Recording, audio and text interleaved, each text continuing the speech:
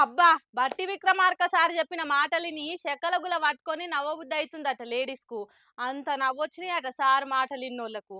అంతగానం సార్ ఏం చెప్పిండు అంటారా? ఇనుండ్రి మీరే. కన్న తల్లికి అన్నం పెట్టలేదు గాని చిన్నమ్మకు బిర్యానీ తినిపిస్తా అన్నాడట.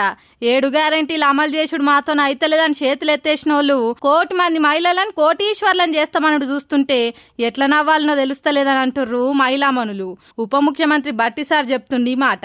ప్రతి మహిళను మహాలక్ష్మిగా గౌరవిస్తాం, కోటీశ్వర్లుగా తయారు చేస్తాం. ఇదే ఇందిరమ్మ ప్రజాప్రభుత్వం లక్ష్యం. 1,00,00,000 మంది మహిళలను కోటీశ్వర్లుగా తీర్చిదిద్దుతున్న తెలంగాణ ప్రభుత్వం దేశానికి ఆదర్శం అనుకుంటా పెద్ద పెద్ద మాటలు చెప్పబట్టిండు సారు. సో మా ముఖ్యమంత్రి రేవంత్ రెడ్డి గారు కానీ, మా పరిశ్రమల మంత్రి శ్రీధర్ బాబు గారు కానీ, లేకపోతే యావత్ మంత్రిమండలి మొత్తం కూడా సింగిల్ ఫోకస్తో ఈరోజు వెళ్తా ఉన్నాం. మా ఫోకస్ అంతా ఈ రాష్ట్రంలో సగ జనాభా ఉన్న మహిళలందరినీ, తల్లుల్ని, సోదరిమణులందరినీ కూడా మహాలక్ష్మిలాగా చేయటం, మిమ్మల్ని ఆర్థికంగా సాధికారిగా నిలబెట్టుకునేటట్టు చేయటం, తద్వారా కుటుంబం ఆర్థికంగా నిలదొక్కుని కుటుంబం ద్వారా గ్రామం, గ్రామం ద్వారా రాష్ట్రం, రాష్ట్రం ద్వారా దేశానికి తెలంగాణ మహిళలు ఒక ఇన్స్పిరేషన్గా ఉండేటట్టుగా కార్యక్రమాన్ని తీసుకొని ముందుకు పోతున్నాం. ఈ పోయే కార్యక్రమంలో తప్పనిసరిగా మేము విజయం సాధిస్తామనే ప్రగాఢమైన నమ్మకం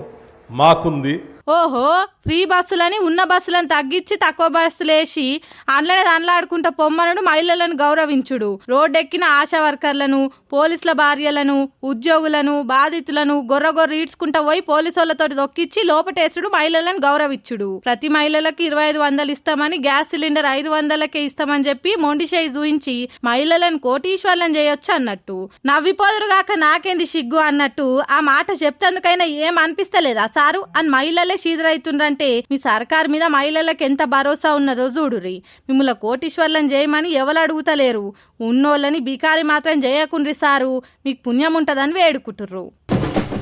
ఏందో ఈ నడుమ పుష్ప 2 సినిమా వచ్చిన కాడ నుంచి కలెక్షన్లు దండిగానే వస్తున్నాయి గానీ కాంట్రవర్సీలు కూడా కలెక్షన్ల లెక్కనే పెరుగుతున్నాయి. మరి జిట్టి కొట్టిందో ఏందో గానీ సినిమా పేరు మీదనే షాన్ అవుతున్నాయి. ఇవాళ ఆంధ్రలో కూడా పుష్ప సినిమా చూసొచ్చి ఓ దొంగోడు ఏం పని చేసిండో చూడు. ఓరి వీన్ దుంపదేగా గిట్లా తయారైండేంద్రో దొంగ మొకపోళ్ళు.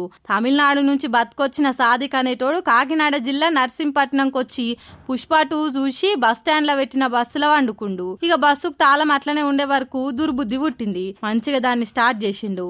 అల్లూరు జిల్లా చింతలూరు కాడికి తీసుకుపోయి బస్సును బందుకు పెట్టి అందులో వండుకున్నాడు. ఈ లోపల పోలీసులకు బస్సు పోయిందని డ్రైవర్ ఫిర్యాదయిండు. పోలీసులు అన్ని తోవల చెక్ పోస్టులను అలర్ట్ చేసిండ్రు. ఇంతల్మే బస్సు చింతలూరు కాడుందని మతలా వందుకొని ఆడికి పోయిండ్రు. పోలీసులు పోయే వరకు అందులో మంచిగా గురక పెట్టి నిద్రపోతుండు దొంగోడు.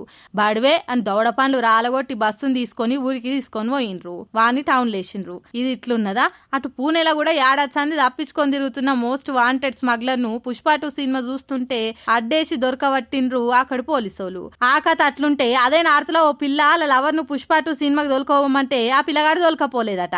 అంతే ఆ పిల్ల మందు తాగింది జీవి తీసుకుంటా అని. ఇక అటు అల్లు అర్జున్ అన్న పరిస్థితి కూడా ఏమైతుందో చూస్తూనే ఉన్నారు కదా. ఏడైనా పేరుకొస్తే పిలిచి అవార్డులు ఇస్తారు గాని మన తన ఏదైనా పాపులర్ అయితే ఇట్లా ఫస్ట్ కాంట్రవర్సీలు కావాల్సి వస్తుందని నెటిజన్లు కామెడీగా కామెంట్లు పెడుతుండ్రు. తమ్ముడు ఎలా జరిగింది ఏంటి తమ్ముడు?